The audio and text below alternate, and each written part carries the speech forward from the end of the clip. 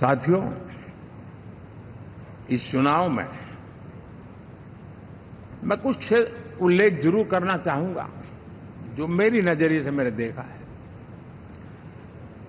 दक्षिण भारत में एनडीए ने एक नई राजनीति की नींव मजबूत की है।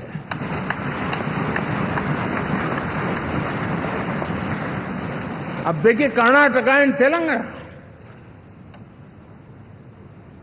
अभी अभी तो इनकी सरकारें बनी थी,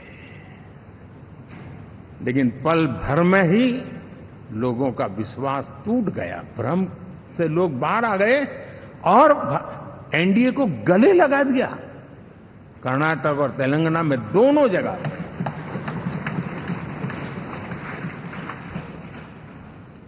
साथियों, तमिलनाडु, मैं तमिलनाडु की टीम को भी बधाई देना चाहूंगा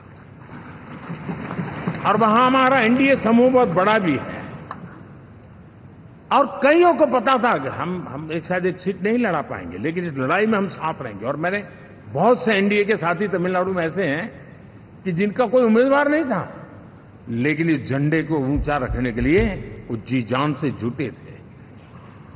और इसलिए आज तमिलनाडु में भले हम सीट नहीं जीत पाए, लेकिन जिस तेजी से एनडीए का वोट शेयर बढ़ा है, वो साफ साफ संदेश दे रहा है कल में क्या लिखा हुआ है।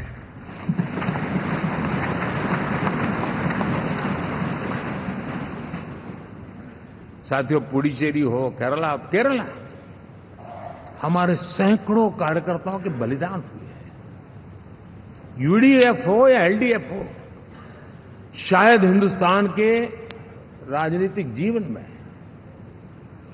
इतना जुल्म एक विचारधारा को लेकर के जीने वाले लोगों पर हुआ होगा तो सिर्फ मैं कह सकता हूं केरल में हुआ है। जम्मू कश्मीर से भी ज्यादा हुआ है। उसके बावजूद भी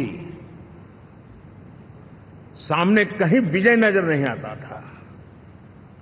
उन्होंने परिश्रम की पराकाष्ठा में कभी पीछे नहीं रहे, पीढ़ियां खपा दी और आज पहली बार संसद में केरल से हमारा प्रतिनिधि बन के आया।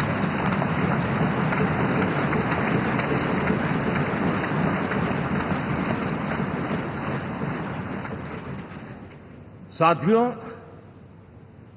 अरुणाचल में हमने लगातार, हमारी सरकार बनती रही है और भारी समर्थन से बनती है।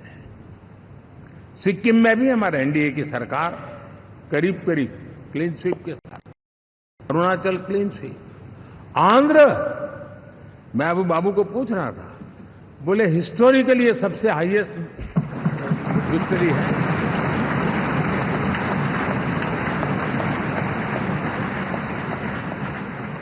और ये जो यहां दिखता है ना पवन, ये पवन नहीं, आंधी है।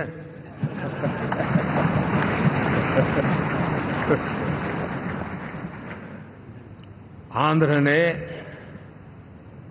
इतना बड़ा हमारे प्रति जनमत दिया है।